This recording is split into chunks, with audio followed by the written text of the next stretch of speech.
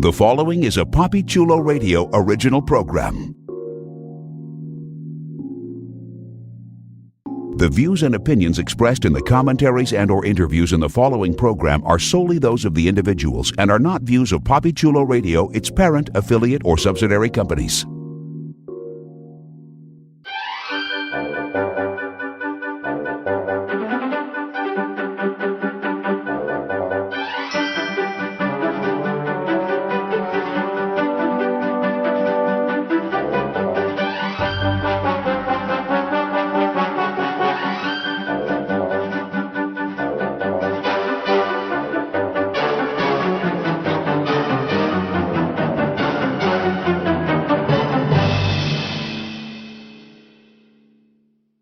Welcome to Storybrooke Weekly Mirror in Wonderland, the unofficial Once Upon a Time in Wonderland internet radio show exclusively on PapiChuloRadio.com. Papi Chulo Radio, pop culture on demand. I'm your host, Papi Chulo. During tonight's broadcast, we're going to revisit ABC's Once Upon a Time in Wonderland. Later on in the broadcast, get ready for a spoiler alert as we bring you the hit ABC series' Easter eggs and ratings. Please welcome my wondrous co-host. First up, she wants to change the laws of magic to make the impossible possible. It's Priscilla. Hello, everybody. And your problems bore her. It's Brittany. Wow, that was accurate. Accurate as fuck. Hey, guys. Oh, gosh. Make sure to comment, rate, and subscribe. Yeah. It's going to be that kind of show tonight, listeners. It will be. So let's jump into our recap of episode 1.02, which was titled Trust Me, and originally aired on October 17th, 2013. Here's the official synopsis of the episode. In Wonderland, Alice concocts a plan to find Cyrus and uses his genie bottle as bait to find out who she's up against and who her real friends are.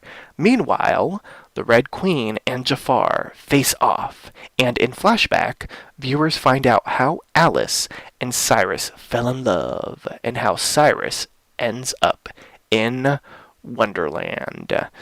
Okay, so let's get everyone's initial reaction to their re-watching of episode 2 of Once Upon a Time in Wonderland. We'll start off with Priscilla. We get to see, if you didn't think Alice was as much of a badass episode 1, come on, you gotta know episode 2, she looks amazing, and that part with the mock turtle was great, and we got to see more of Will being flawed, being a total dick, and we get to see that he doesn't have a heart at this point, because he insinuates as such to the fairy. I don't remember, is she the blue-white fairy? I don't know. Silver Mist. Thank you. She's Silver Mist, so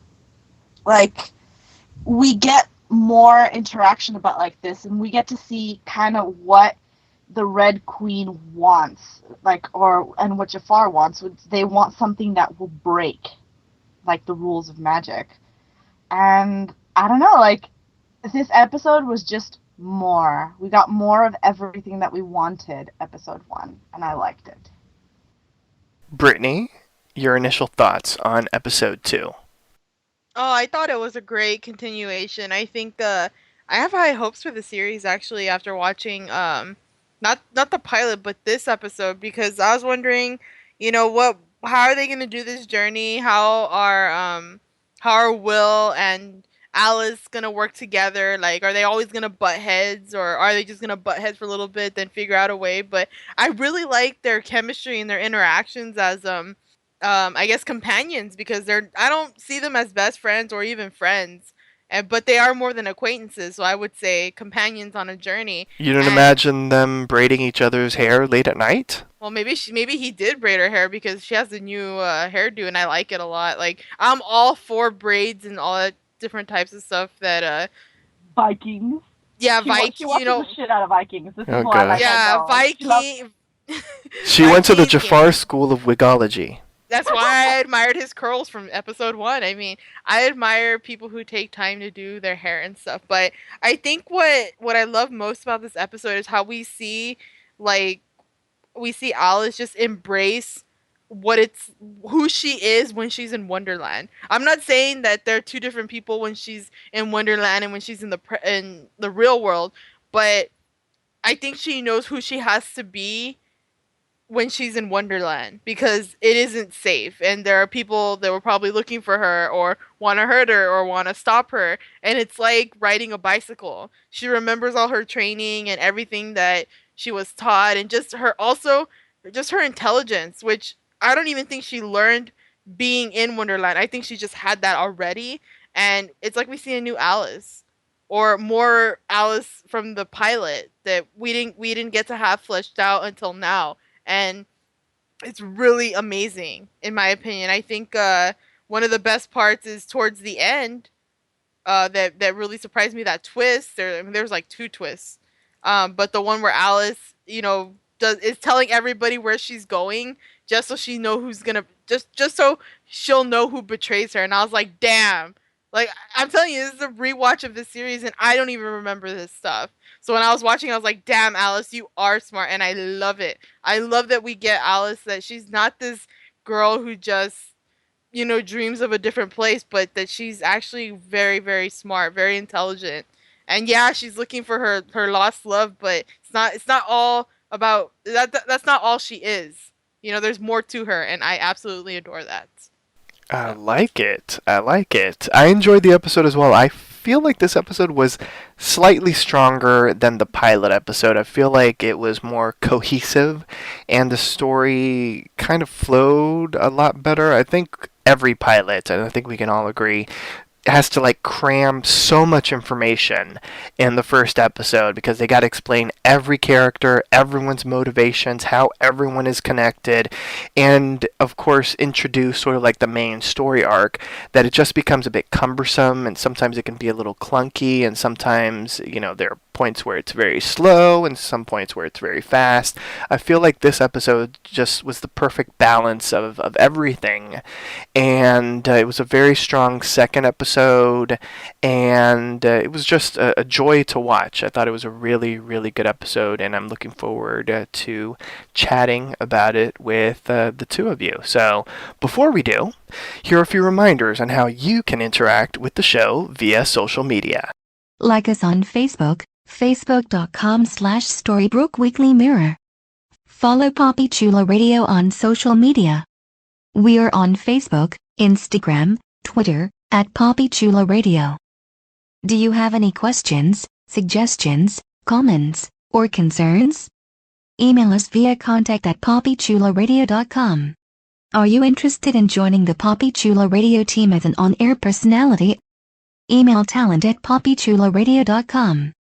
Binge listen to your favorite Poppy Chula Radio programs by visiting poppychularadio.com/archives.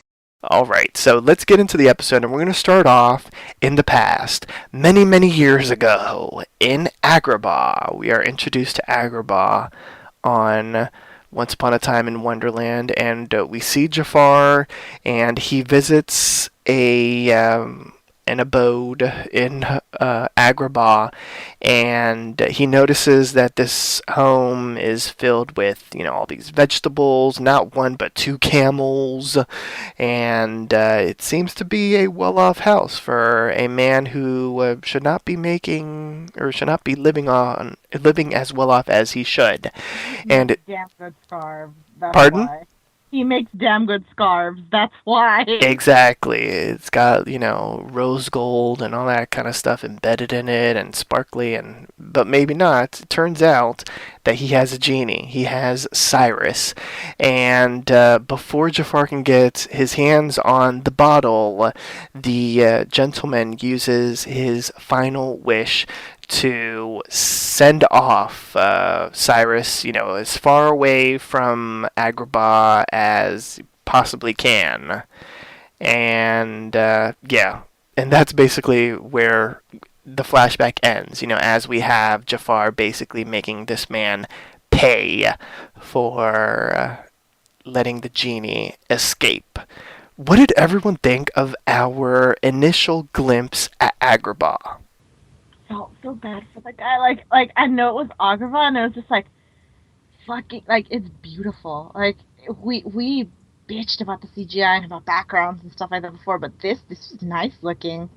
I thought so. Like, it really did make me feel like what Brittany said last episode. It was like Arabian Nights, like that sort of shit in the background. Like, it looked good, and I don't know, I felt bad for the guy. Like, all his wishes were simple, small wishes. He just asked for like a camel, vegetables, like that's it. And like to have himself be like basically killed by Jafar, and to send Cyrus away, like you kind of feel bad for everyone involved, and you get more of a idea, if you didn't already get it from the first episode, that this guy is not a guy to be trifled with. He's a bad person. Yeah, I agree as well, Priscilla. Yeah, I thought it was awesome that we got the chance to see Agrabah. I mean, obviously with Jafar there and with the introduction of like genie lore, we had to have seen Agrabah, or at least I feel like we all sort of assumed that we were going to see Agrabah at some point. It was nice that we got a chance to see it in the second episode, and it was a great sort of introduction. It sort of like added on to the menace that Jafar already had in the pilot. Like, he was already like an evil son of a bitch in the pilot, but like this sort of like added on top of it, like, oh shit, like he does not play, like you don't want to cross Jafar. Like, he was already ready to kill the Red Queen in the pilot, so we knew that, you know, this poor man was not going to have a happy fate, you know, once he crossed Jafar. So and it was also interesting to see how Cyrus ended up in Wonderland, because obviously with that wish, you know, sending the bottle, you know, as far away from Agrabah as possible, he ended up in Wonderland. So I thought that was kind of neat as well. That flashback sort of explained a little bit about Jafar, explained a little more about Cyrus, and it showed us how Cyrus landed in Wonderland. What did you think of it, Brittany? Well, episode 1, or the pilot, gave me a, Arabian Nights thing, but when we got to Agrabah, I was just like, there's a party here in Agrabah, and the party, I was just thinking of that. Oh my god, it's a massacre, you mean? And I mean, hey, we did get a party because there was some bloodshed going on in that scene. I mean, this guy that died, I felt really bad only because, I mean, I don't know the story with this guy, but I think he knows that Jafar's bad news, and I don't know if he was doing it to save himself or to save Cyrus, but either way, he saved Cyrus's life. I don't think Jafar's gonna kill Cyrus, but we know what Jafar could do based on what we've seen so far with Cyrus, if he got a hold of that bottle. So that was actually quite sad, but we had to see, just how ruthless this guy is. He don't give a fuck. You have what he wants, you get in his way, he's gonna kill you. So that was pretty tragic. But yeah, we got to see how Cyrus got there. And I like that they just right off the bat, they told us they're not wasting any time in this show. And I think I can appreciate that a lot. Was your body ready for it? Yeah, my body was ready. Okay, that's good to know. Party here in Agrabah, man. My body's ready. Oh gosh. That's a nice party. Too much for my life. Alright, so our heroes, Alice and the Knave. Well, Alice has a wardrobe change because the clothes horse had marched on by. We have the Knave, Will, giving a fantastic, I hope, when's the coffee horse stopping by? I thought that was fantastic. And so we learn that Alice needs to find Cyrus's bottle. And the bottle is in the Mimsy Meadow under the towering tum-tum trees. Say that 10 times fast. And the White Rabbit, who was pretending to be asleep, actually overheard their conversation, and he ends up going to the Red Queen a little bit later and filling her in on all of the details. We have a scene where Cyrus wakes up in his cage because he is entrapped in a special cage made out of silver that I guess affects genies and whatnot. And he wakes up, saying Alice's name, and I guess he might maybe sense that Alice is around. Who knows? And we also see that there is an older gentleman in another cage that's near his cage. And at the Red Queen's castle, we have her royal subjects bitching at her. She's bored to tears by their complaints, and then all of a sudden they magically pause. And as she sort of looks around, she's like, Jafar. And so he shows up, and basically he does his usual thing of like threatening her and like, you need to like focus on our plan. Why are you playing queen and all this kind of stuff? And he ends up actually disintegrating all of the subjects. And he's like, your schedule is clear. Like, focus on the plan. Stop trying to be queen. So let's pause right here and discuss everything that's been happening. Were we at all surprised that Alice was so, like, gung-ho at, like, loudly stating where she was going? Yeah. I remember seeing this and just being like, bitch, you just talked about how, like, in Wonderland, like, trust no one. Like, you just... last episode, like, why?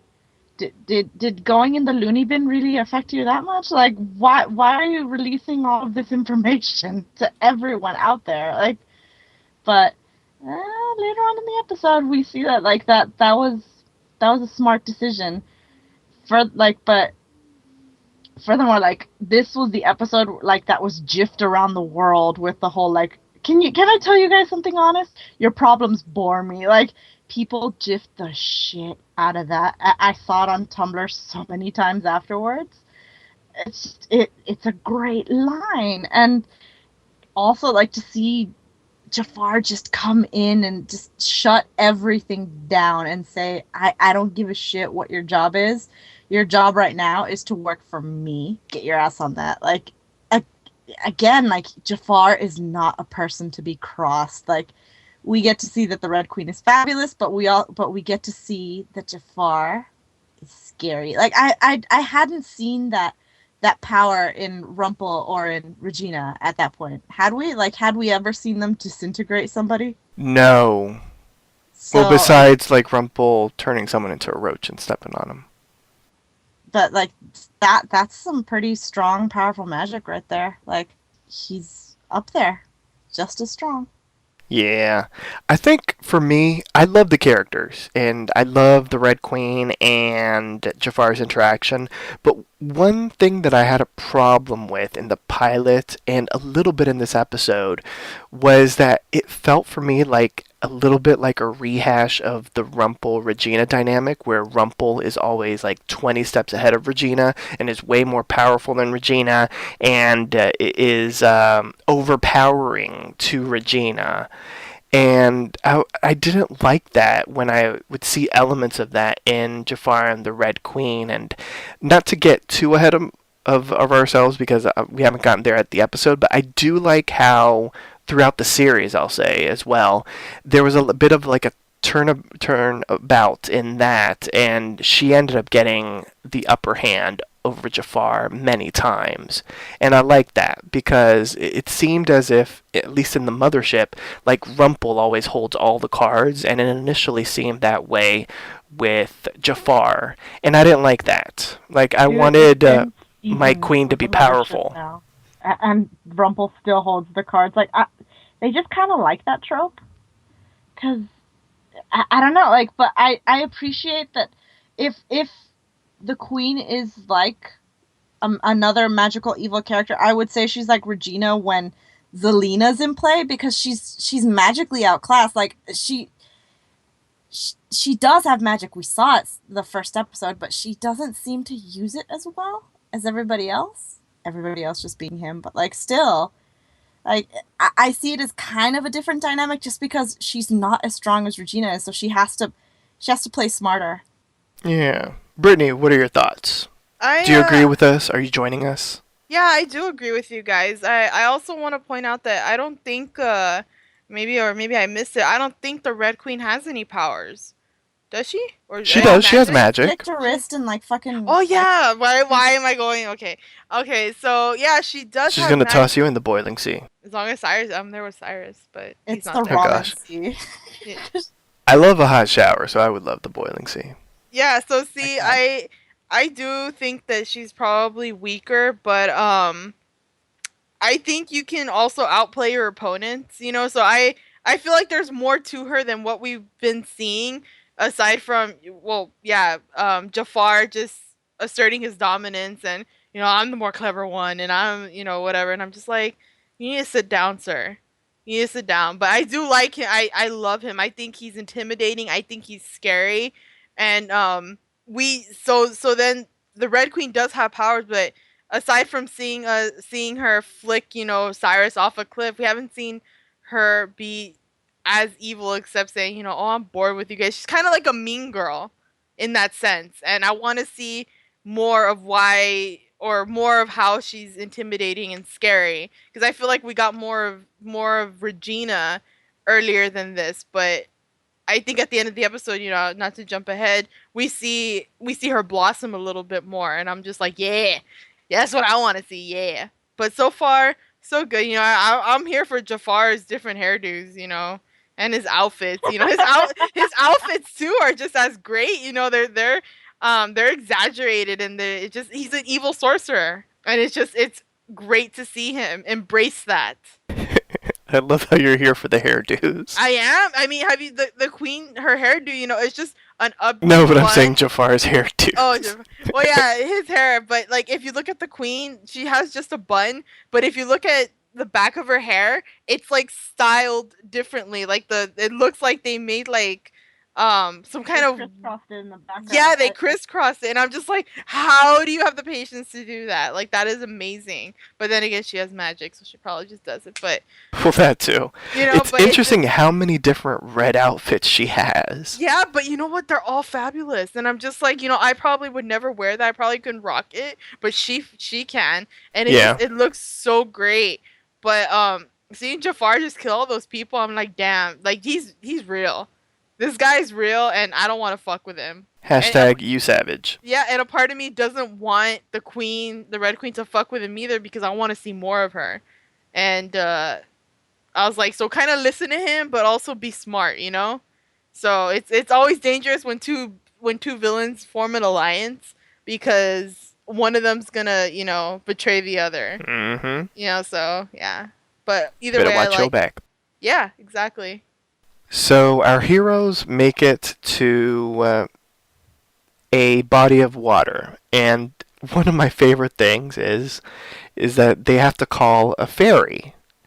And I think a lot of us, when you initially hear that, you think, oh, okay, there's probably like a little tugboat that like is gonna come on by and it's gonna ferry them to the other side. But no, they're clapping and they're calling an actual fairy. Her name is Silver Mist, and she has history with Will, romantic history. He ended up abandoning her and broke her heart and all that kind of stuff.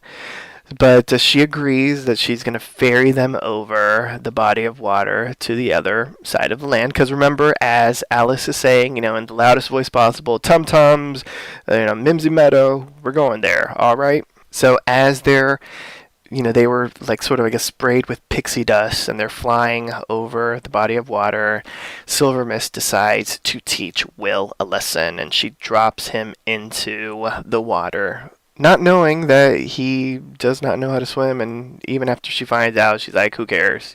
He's gonna die. Yeah, That's what he gets. Murdered someone. Whatever. He was an asshole to me. Yes. But Alice decides to jump on down, and they find sort of like this little island that they decide to get on, and they end up finding out that this island is actually a giant tortoise, and Alice threatens the tortoise. He's like, I'm gonna chop your head off if you don't take us to land.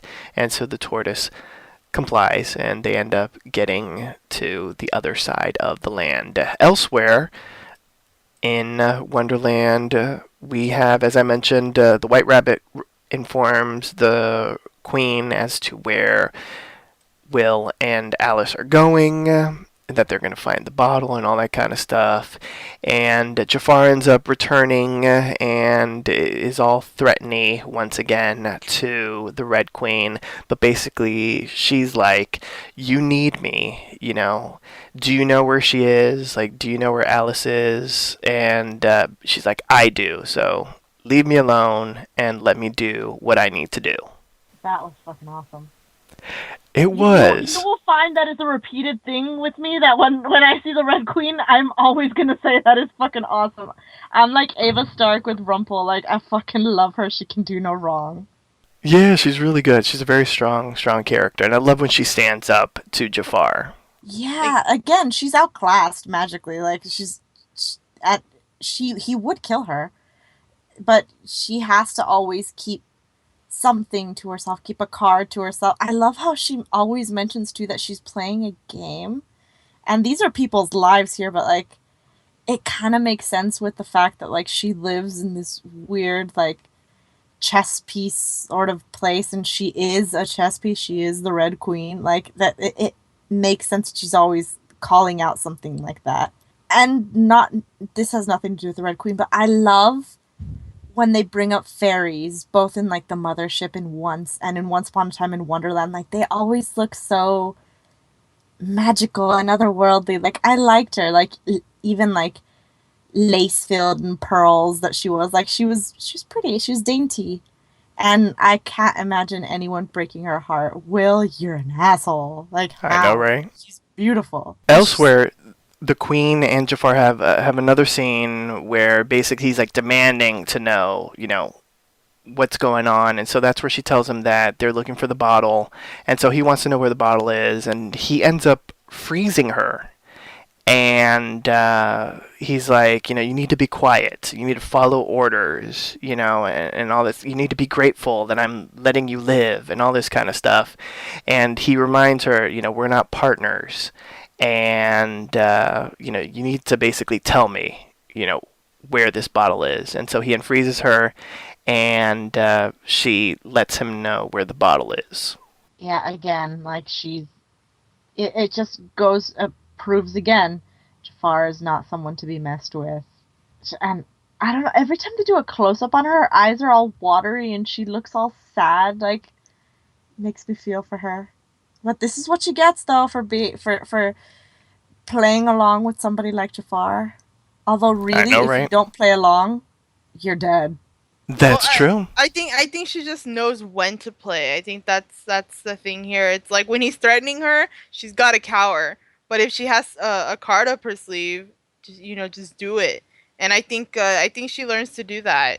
And I know I don't like the scenes either where Jafar does, talk down to her and he asserts his dominance, and I'm just kind of like, slap him, do something. But I understand. Oh, that would be amazing. And then the wig flies off. No, but oh my god. But like, well, he has more because he's the owner of Jafar's School of Wigology. He's got different styles and everything. I want to see more. So but I do get a little sad about that. But in a way, I'm like, you know what? They're gonna give me more of her. Like, I know she's gotta be planning something, because if there's one thing I've learned from watching Regina is that she always has some backup plan or something, a plan B, even a plan C. So just do what you gotta do in front of him, but behind his back, do something. But we don't have time to spend with them yet. We're following Will and Alice, and I do want to say I also enjoy the fairies. I think they're so pretty and they're so adorable. But apparently the ones we meet keep being little bitches. Oh my gosh! But Silver Mist, she's awesome at first, glance, and you're like, oh, she's so pretty. And then Will fucks her over, and she's like, I'm okay with killing him for doing that. So don't fuck with fairies. You don't want to fuck with Jafar? Don't fuck with fairies, dude. They don't give a fuck. They will straight up murder you. They'll murder you. I mean, she did that to teach him a lesson, and she's like, he can't swim. He's like, oh, I don't care, not my problem. Like that was like, damn, girl, like, you savage. That brutal, very brutal. So yeah, but I like me some fairies. I'm like I like fairies. I like anything mythical, mystical Magical. creature. Yeah, all that. I love all of that. So, even if they are ruthless, give me more. Brittany, you're the fairy in my life. Am I the dark fairy though? Yes, you savage. All right, cool. I just, is it weird that when I watched this the first time around when it aired, I must have been really young or something to not get what Will did to her. And later when he's talking about just how you avoid love, you just roll out of bed, put your trousers on, and walk away. I'm just kind of like, oh, that's what he did to Silver Mist. That's why she's all pissy with him. Okay. That took me a while to get, years apparently, but wow. That's what they call a hit and run. Right, Brittany? You know about those. Yeah, I do. Just call me Black. You're usually the one hitting and running. Wow. Yeah, that's true. True that. Oh, God. Taxi Cab Confessions with Brittany. Coming to PoppyChuloRadio.com later this summer. Also, check out my cooking show. Oh, my God. My life is interesting. I just can't. That's called a callback. I love it. All right. So we get a quick shot of Cyrus, and basically he takes a sort of a piece of parchment from his vest and he begins to write a message on it. And that leads us to a series of flashbacks that let's try to bunch them all together. We see that Cyrus gives Alice 3 wishes. And he sort of explains the wishes and the rules of magic, which we've come to know on the mothership as well. And they end up sort of departing and spending a little bit of time together. And they get to know one another. Once again, just a reminder about the wish restrictions. He can't kill anyone, he can't make anyone fall in love, he can't change the past, and he can't bring anyone back from the dead. Those are the laws of magic. And they sort of talk a little bit about his life as a genie. After the wishes are done, he's going to return back to the bottle and await his next master. And she asks him about, what about freedom for him? And he says that it's been tried before, but without any positive results for either party. And he also states that the bigger the wish, the bigger the consequences. And they stroll around and they start walking together arm in arm and all this kind of stuff. And in another flashback, they're drinking together and Cyrus keeps looking over his shoulder and he explains that he's a wanted man, that there's this man named Jafar who carries a staff with the head of a serpent who's looking for him, and that they need to avoid him at all cost.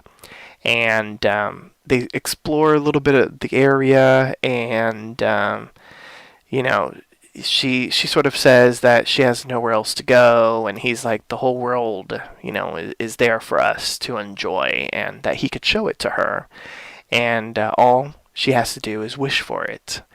But she has a couple more questions, and and she's like, whatever she needs to know, she can know. And they end up getting into some sword play because she had never been comfortable with the sword, and so he teaches her how to fight, basically.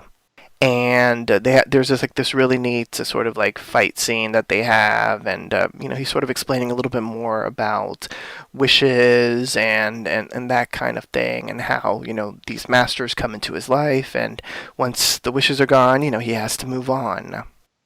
And so he also shows her that knows about origami, and he creates this rose in origami that magically blossoms, and and she's fascinated by everything that Cyrus is showing her. What do we think of these flashbacks? The sword play, and then they end up actually kissing at one point. What do we think of the flashbacks with Cyrus and seeing their love blossom? It's so pretty. Goddamn, he's gorgeous. And these scenes are so, swordplay with a kiss, him, creating a rose, and when they kiss it turns red. Him making her rose blossom? like him saying like I can show you the world. Like what? Oh my god, Shiny, this is like Agrabah shimmery, shit. splendid. I told you. Oh, that was fantastic. I love your musical stylings, Brittany. Musical stylings, Brittany. We should have a podcast musical, but I agree with Yes. I agree with Priscilla. I mean, we can um in most shows with when we talk about flashbacks, sometimes we're like, well, what's the purpose? Like, why are we here? And it's mostly to figure out how we got to where we are in the present with all our characters. But I like that we're also not only seeing where they were, but we're seeing how they fall in love. And that was one of the things I was talking about in the pilot, that in like 12 minutes or 15 minutes of the pilot, we get a little bit of them just interacting. And here we're seeing them fall in love, and he says it to her. He doesn't say, I love you. He says, I'm falling in love with you. And I think that's probably one of the most beautiful things I've ever heard, because it's not that he's already in love with her, it's that he's already falling and he knows it. And I think that's kind of beautiful, because sometimes we don't know when we're falling in love, we just know we're already in love. And I think it takes a special kind of talent to know that you're falling in love with someone. And I just thought that was just gorgeous, and I'm really loving their story. I don't care if it's cliche that he's teaching her how to fight. I don't think it's, honestly, to me, it doesn't even feel like it is. I feel like she genuinely wanted to learn, and there's just chemistry, and you can't fight that. And they just like they enjoy each other's company, and it's just, I enjoy the flashbacks for like the first time in like maybe 2 shows, maybe 3. I really enjoy watching them fall in love, because I feel like I'm falling in love with both of them. Let's just have a triangle.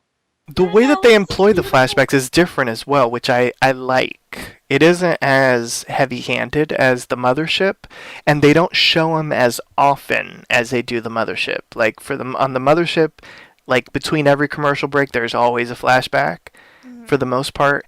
And throughout the episode, there weren't as many flashbacks, but they were effective. Yeah. Did we talk about like him like talking about falling in love to Alice? We can. Yes, please, because I loved that scene. That scene was my favorite scene out of all of this episode, actually. I agree.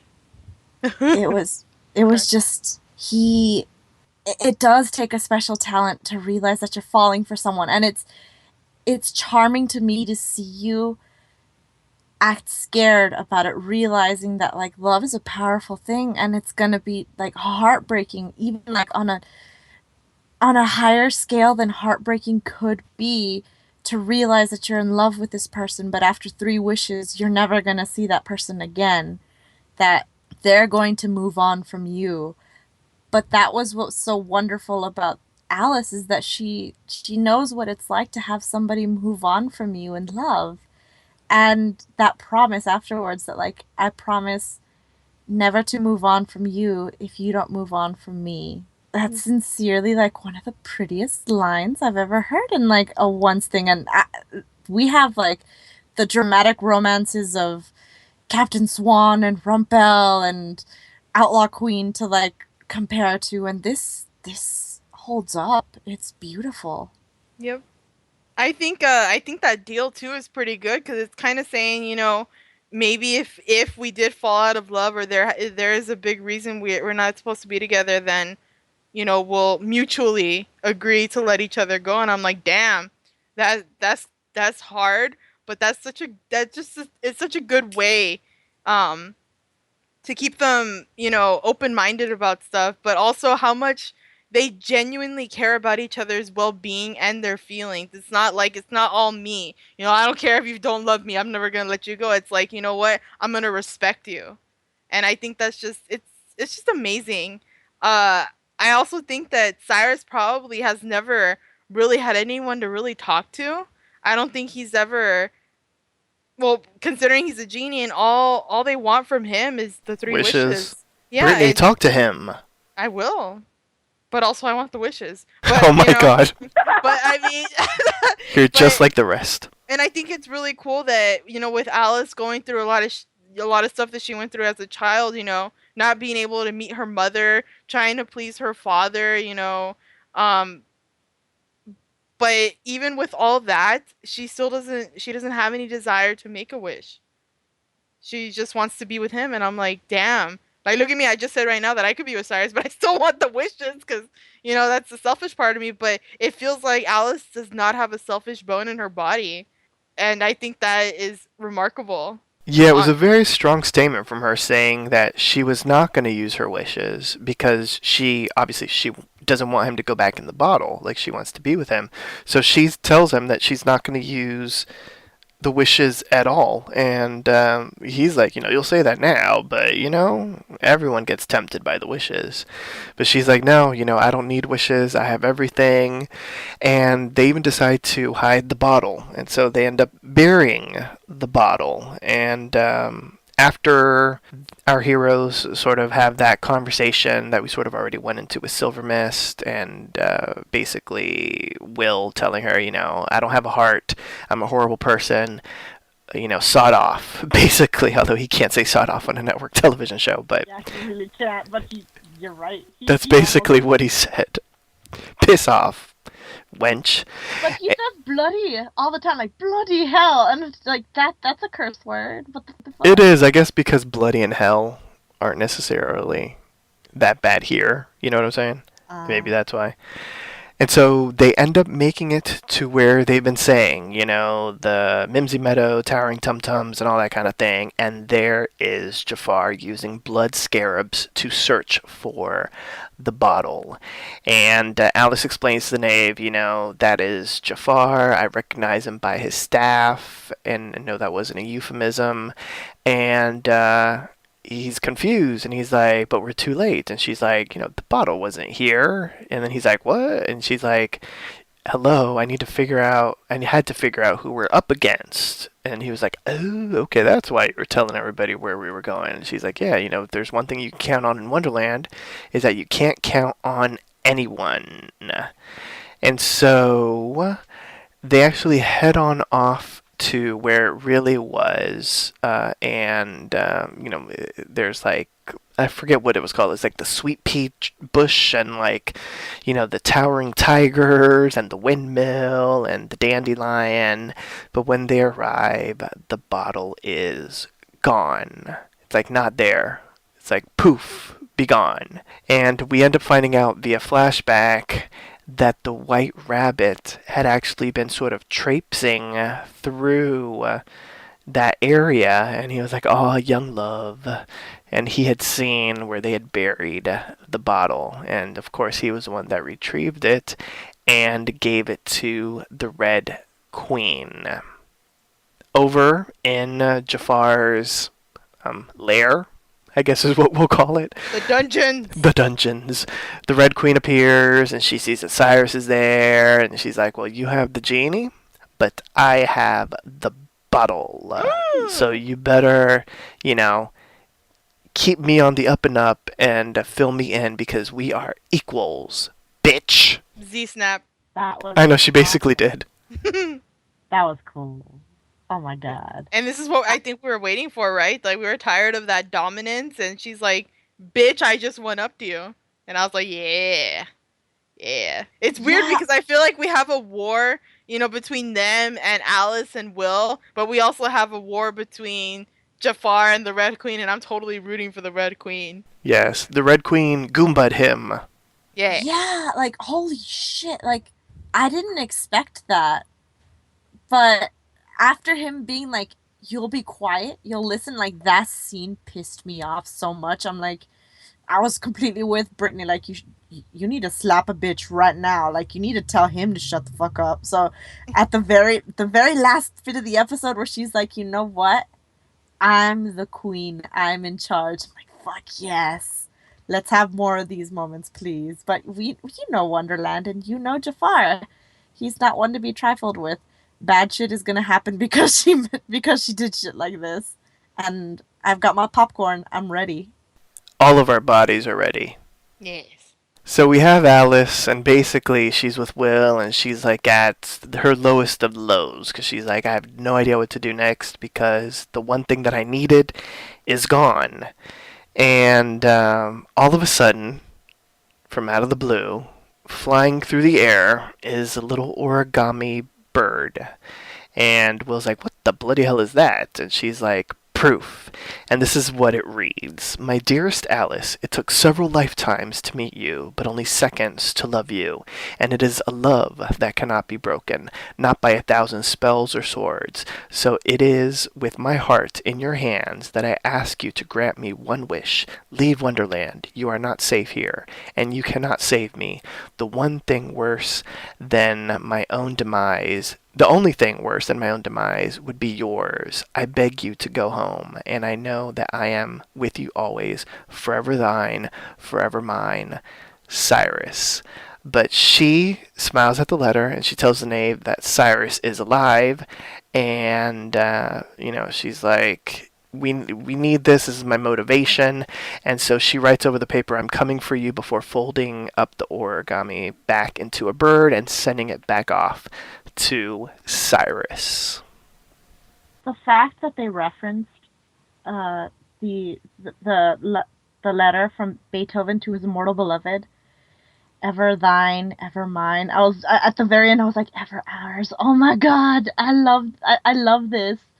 And this was just after we had Will, who doesn't believe in love anymore, who doesn't have a heart, telling Alice that when you have love, that's as great as that. It never goes away and you never get over it. And it's true. A piece of your heart will always belong to that person. And I don't know, to see Alice kind of perk up after being told no so many times, and to have that little wink and a nod to him being like, hey, I thought that if you're in love with someone you don't need proof, and she's like, you know what, you don't need proof, but it's nice to have it.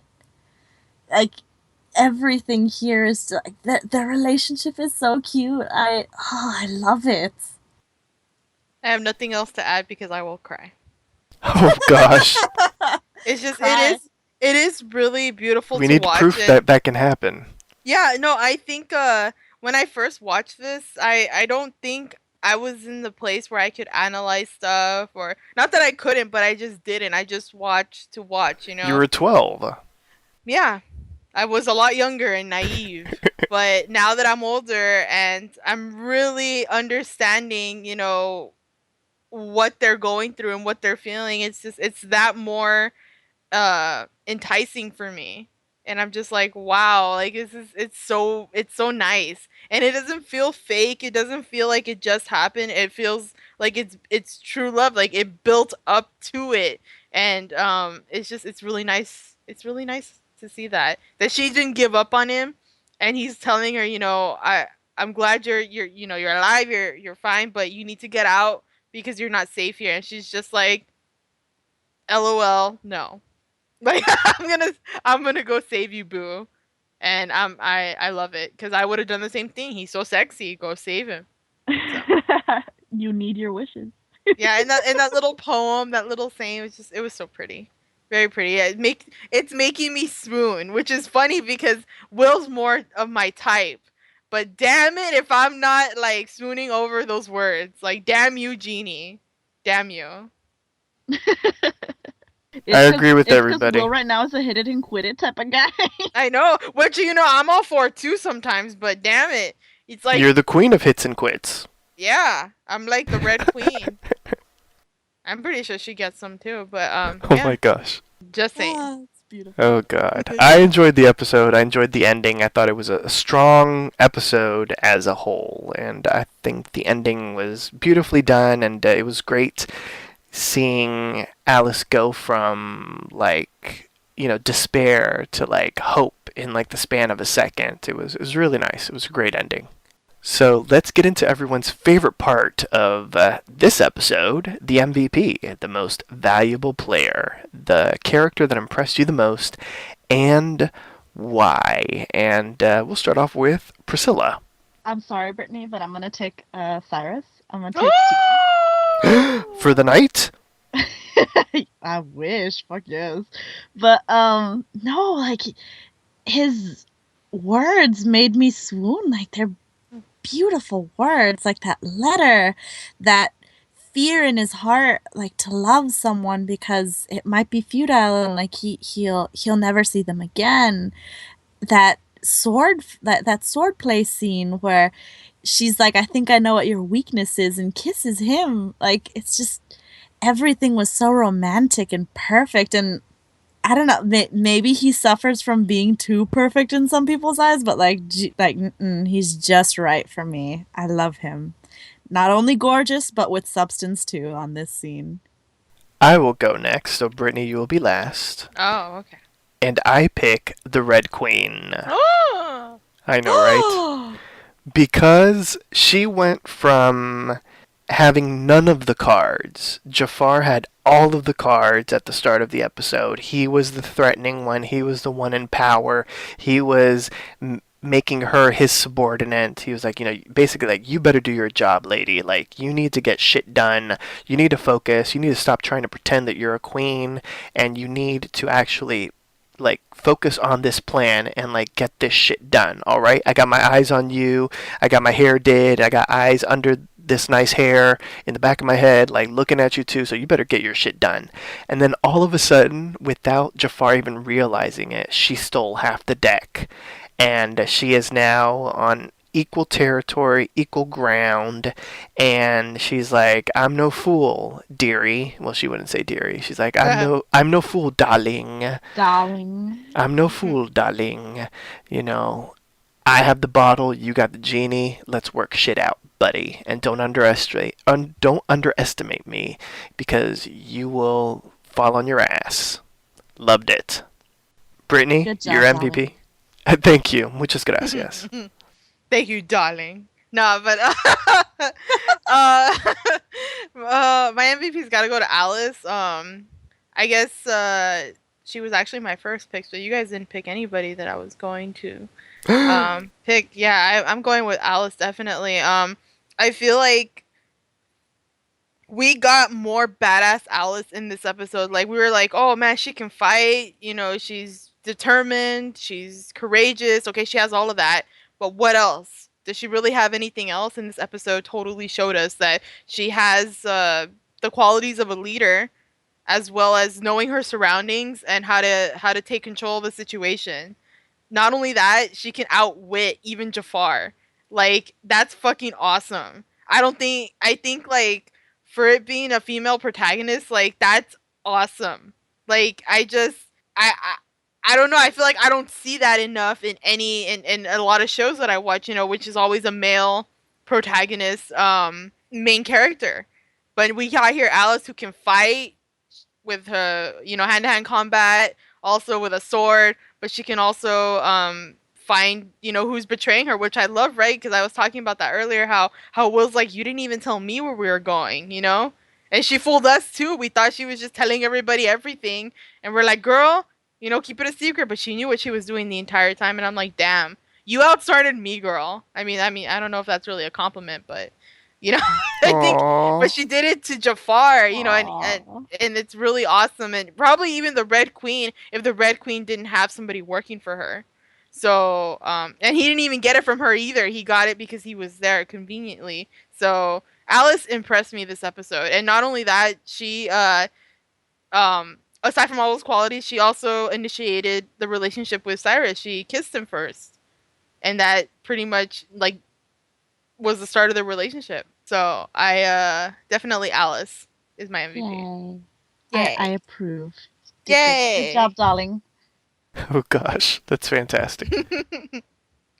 So it's time to rate the episode. We have a 1 to 10 mushroom scale, and to remind the listeners, we can use the point system, so like 8.5, 7.5, that can happen. And if you feel an episode is truly exceptional, that it's more than 10, you may grant it a golden mushroom. So we're going to go in the same order as we went with the MVP, so we'll start off with Priscilla. I'm going to give it a 9. We argued last time about like how the special effects weren't really used to create effect, and I felt they were used a lot better now. And we got to see again like this amazing romance between Alice and Cyrus, and we got to see the repartee between Jafar and the Red Queen. Like they just these two people like can these couples are astoundingly different, and yet they eat up scenery like nobody's business. The only thing I'll like fault is that I want to see more of the knave. I want to see more of Will. I want to know more about him, and I didn't get that in this episode. So it's not perfect, but it's still a great episode. So 9. Priscilla and I are on the same wavelength Yeah. for 2 episodes in a row because I am giving it a 9 as well. It's better than the pilot. It's still not perfect, but a vast, well, I don't even say vast improvement because it's going to make it sound like the pilot was horrible. The pilot wasn't bad. It just had its issues, and I feel like this episode corrected a lot of those issues. And overall, I thought the story was pretty strong. The usage of flashbacks was really good. The flashbacks didn't overwhelm what was going on in the present day. They really complemented and filled us in on what was going on back then to affect, what's going on in the present. I thought it was a really strong episode. It wasn't perfect, but strong enough for 9 mushrooms. Brittany, what do you rate this episode? I'm on the hype train with you guys. I definitely give it a 9 as well. I think this was a really strong episode for season 2. Episode 2, that is. We don't have a season 2. I mean season 2. I mean episode 2. My apologies, dun, dun, dun, dun, dun, dun. My apologies, darling. But yeah, great episode.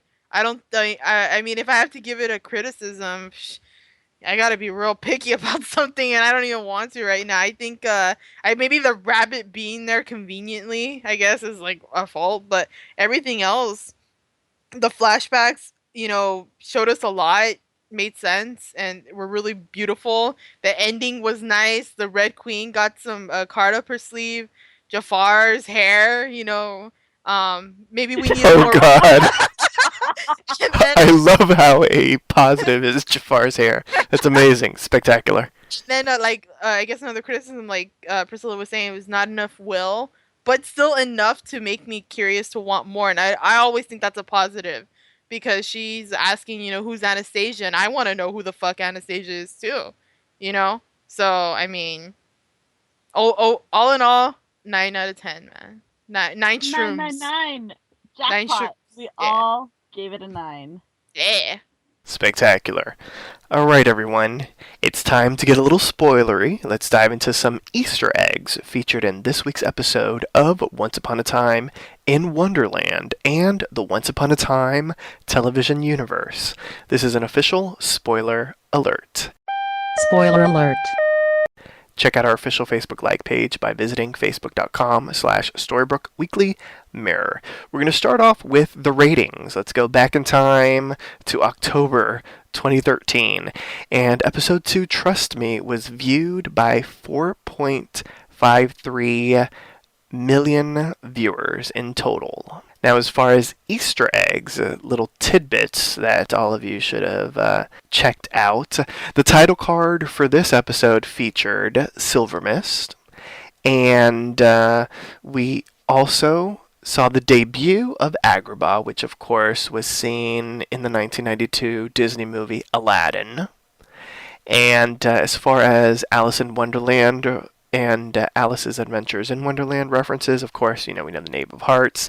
We have the Mock Turtle, of course, the White Rabbit, and we also have, of course, some characters from the sequel, Through the Looking Glass, the Tweedles and the Red Queen, and of course, the Genie, the Sorcerer, were characters from Aladdin. Now, the Queen's subjects. Someone said that her Jub ate his dodo. The Jub bird is a dangerous creature mentioned in Through the Looking Glass, while the dodo is a character from Alice's Adventures in Wonderland. I thought that was interesting. And those are all the Easter eggs for this episode. So join us next time for a brand new installment of Storybrooke Weekly Mirror in Wonderland. Visit the Papi Chulo Radio archives to download this episode and many more. Binge listen to your favorite Papi Chulo Radio programs by visiting papichuloradio.com/archives. You can download tonight's broadcast and the rest of the series through iTunes. Just search for Storybrooke Weekly Mirror in Wonderland and subscribe. Please like us on Facebook by going to facebook.com/Storybrooke Weekly Mirror. You can also like Papi Chulo Radio on Facebook by going to facebook.com/Papi Chulo Radio. Help support Papi Chulo Radio financially by visiting gofundme.com/Papi Chulo Radio. Email us via contact@papichuloradio.com with any questions, suggestions, comments, or concerns. Are you interested in joining the Papi Chulo Radio team as an on-air personality or blog contributor? Email talent@papichuloradio.com. Co-hosts, please wish the listeners a good night. Don't trust those fairies, guys. Shady fairies. Good night. Good night, guys. Thanks for tuning in. Join us every Tuesday at 7 p.m. Eastern, 4 p.m. Pacific throughout the summer for a brand new installment of Storybrooke Weekly Mirror in Wonderland. Good night, everyone.